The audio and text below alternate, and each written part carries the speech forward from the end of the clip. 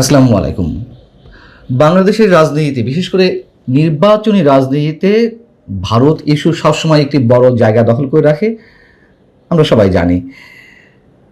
ভারতের রাজনীতিতেও বাংলাদেশ ইস্যু অনেক সময় অনেক বড় ফ্যাক্টর হয়ে দাঁড়ায়। তার নতুন একটি দৃষ্টান্ত আমাদের সামনে উপস্থিত হয়েছে শেখ হাসিনাকে কেন্দ্র করে। পশ্চিমবঙ্গের বিধানসভা নির্বাচন আর কয়েকদিনের মধ্যে, এবং সেখানে এই মুহূর্তে শেখ হাসিনা ইস্যুটি অনেক বড় আকার ধারণ করেছে। তৃণমূল কংগ্রেসের অর্থাৎ পশ্চিমবঙ্গের শাসক যে দল, সেই দলের সর্বভারতীয় সাধারণ সম্পাদক অভিষেক বন্দ্যোপাধ্যায় নজিরবিহীনভাবে আক্রমণ করেছেন শেখ হাসিনাকে নিয়ে মোদী সরকারকে। ভারতের কেন্দ্রীয় স্বরাষ্ট্রমন্ত্রী অমিত শাহের যে অনুপ্রবেশ তত্ত্ব, সেটিকে পাল্টা চ্যালেঞ্জ করতে গিয়ে অভিষেক বন্দ্যোপাধ্যায় শেখ হাসিনার ইস্যুটি বেশ বড় আকারে দাগাচ্ছেন। অভিষেক বন্দ্যোপাধ্যায়ের সম্পর্কে আমরা অনেকেই জানি, তিনি বেশ ক্যারিসমেটিক লিডার। পশ্চিমবঙ্গে বয়স খুবই কম, মমতা বন্দ্যোপাধ্যায়ের ভাইয়ের ছেলে। তিনি প্রশ্ন তুলেছেন যে দিল্লিতে অবস্থানরত শেখ হাসিনা আসলে কোন পরিচয়ে আছেন? তিনি কি অনুপ্রবেশকারী নাকি শরণার্থী? 2024-এর 5 আগস্ট বাংলাদেশের অভ্যুত্থানকে কেন্দ্র করে যখন শেখ হাসিনা দেশ ছেড়ে ভারতে আশ্রয় নিলেন, তার আইনি অবস্থান নিয়ে তেমন কেউ এর মধ্যে প্রশ্ন করেনি, অন্তত ভারতের।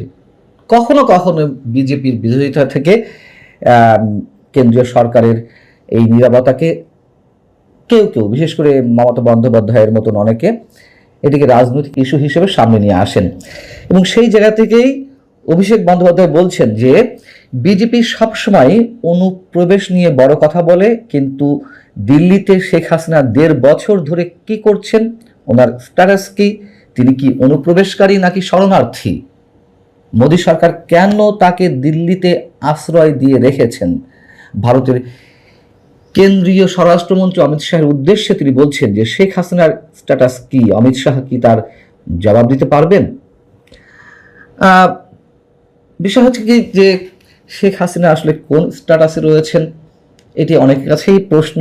বাংলাদেশের মধ্য থেকেও অনেকের মধ্য থেকে এই ধরনের প্রশ্ন উঠেছে, বিশেষ করে জামাত, এনসিপির পক্ষ থেকে। এখন বিএনপি ক্ষমতায় এসেছে, বিএনপির পক্ষ থেকেও প্রত্যর্পণ চুক্তির আওতায় তাকে ফেরত চাওয়া হয়েছে। এটি আমাদের সরকারের পক্ষ থেকে চাওয়াটাই স্বাভাবিক, কারণ তাদেরকেও রাজনীতি করতে হবে। কিন্তু ভারতের রাজনীতিবিদরা কেন, এটি তো আমরা সবাই জানি যে অনেক কিছুই আইনের অনেক ঊর্ধ্বে অনেক সময় থাকে।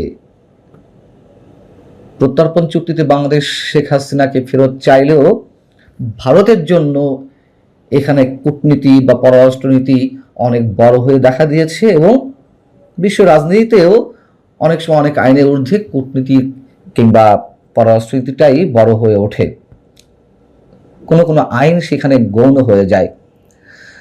আর শেখ হাসিনাকে আশ্রয় দেওয়ার বিষয়ে আমরা তো জানি যে ভারতের কেন্দ্রীয় যে বিজেপি সরকার, সেই সরকার সেখানকার সব দলের সঙ্গেই আলোচনায় বসেছে। আলোচনা করে তারা সর্বসম্মতিক্রমেই সিদ্ধান্ত নিয়েছে শেখ হাসিনাকে আশ্রয় দানের বিষয়টি।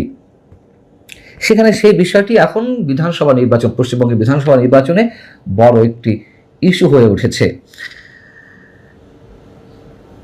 নরেন্দ্র মোদীর বিজেপি সরকার যখন ভারতের নাগরিকত্ব সংশোধন আইনটি পাশ করলো, সেটি নিয়ে তুলকালাম কাণ্ড ঘটে গেল, আমরা জানি। অবশ্যই বহুল বিতর্কিত এই নাগরিকত্ব সংশোধন আইন, সেই সংশোধনী আইনকে অস্ত্র করে এই অমিত শাহ থেকে শুরু করে নরেন্দ্র মোদী বা বিজেপি, তারা তাদের স্বার্থে রাজনৈতিক ফায়দা লোটার চেষ্টা করে আসছেন। আবার এই নাগরিকত্ব সংশোধনী আইনকে কেন্দ্র করে আমরা পশ্চিমবঙ্গের তৃণমূলের মমতা বন্দ্যোপাধ্যায়কেও দেখেছি, তিনি যুদ্ধংদেহী মনোভাব পোষণ করেছেন। সেখানকার মানে কলকাতার বা পশ্চিমবঙ্গের মুসলমানদেরকে রক্ষার জায়গা থেকে, সেখানে তিনি আবার ওই কাজটি করেছেন। কিন্তু এখন আবার শেখ হাসিনা ইস্যুতে একেবারে মোটামুটি বিপরীত ধর্মীয় আচরণ করছেন। এই জন্য বলছিলাম যে বাংলাদেশের ইস্যুটিও যে বিভিন্ন ইস্যু যে ভারতের বিভিন্ন সময় বিভিন্ন নির্বাচনী রাজনীতিতে বড় অস্ত্র হিসেবে কাজ করে, সেটির নতুন একটি দৃষ্টান্ত অভিষেক বন্দ্যোপাধ্যায় যে বিষয়টি নিয়ে এখন কথা বলছেন সেটি। 2024-এর যে আন্দোলন, আওয়ামী লীগ সরকার বিরোধী আন্দোলন, সেই আন্দোলনের সময়টিতেও আমরা জানি যে পশ্চিমবঙ্গের বিভিন্ন কলেজ বিশ্ববিদ্যালয় থেকে সেই সময়ে আওয়ামী লীগ সরকারের বিরুদ্ধে নানান ধরনের মিছিল সমাবেশ অনুষ্ঠিত হয়েছে, মানে বিভিন্ন কলেজ এবং বিশ্ববিদ্যালয়ের শিক্ষার্থীদের সমন্বয়ে। এবং তখনই এই ধরনের কথা উঠেছিল যে পশ্চিমবঙ্গে কেন আওয়ামী লীগ বিরোধী এরকম একটি প্রচারণা শুরু হয়েছে, আওয়ামী লীগ বিরোধী নানান ধরনের কর্মসূচি পালন করা হচ্ছে, তার মানে সংযুক্তি কোথায়?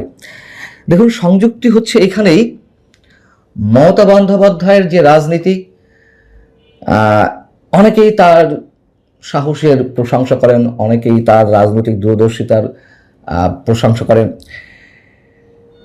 কিন্তু বাংলাদেশের ক্ষেত্রে বলা হয় বাংলাদেশ পশ্চিমবঙ্গের যে সম্পর্ক, মমতা বন্দ্যোপাধ্যায়ের তৃণমূলের সঙ্গে বাংলাদেশের জামাতের একটি কানেকশন রয়েছে। এবং পশ্চিমবঙ্গের আলিগড় বিশ্ববিদ্যালয় থেকে শুরু করে বিভিন্ন বিশ্ববিদ্যালয়ে সেখানে কট্টর মুসলিমপন্থী শিক্ষার্থীরা তারা সেখানে অনেকটা সাম্প্রদায়িক রাজনীতিকেই আঁকড়ে ধরে থাকে, এবং সেই জায়গা থেকে জামাতের কানেকশন এবং তাদেরকে এক ধরনের প্রশ্রয় দেওয়া, আবার ওই যে মুসলমান ভোট পেতে গেলে তাকে মানে মমতা বন্দ্যোপাধ্যায়কে এই ধরনের রাজনীতিকে প্রশ্রয় দিতে হয় বা প্রশ্রয় দিয়ে আসছেন, সে ধরনের অভিযোগ রয়েছে। মমতা বন্দ্যোপাধ্যায়ের কারণে আমাদের তিস্তা চুক্তি হয়নি,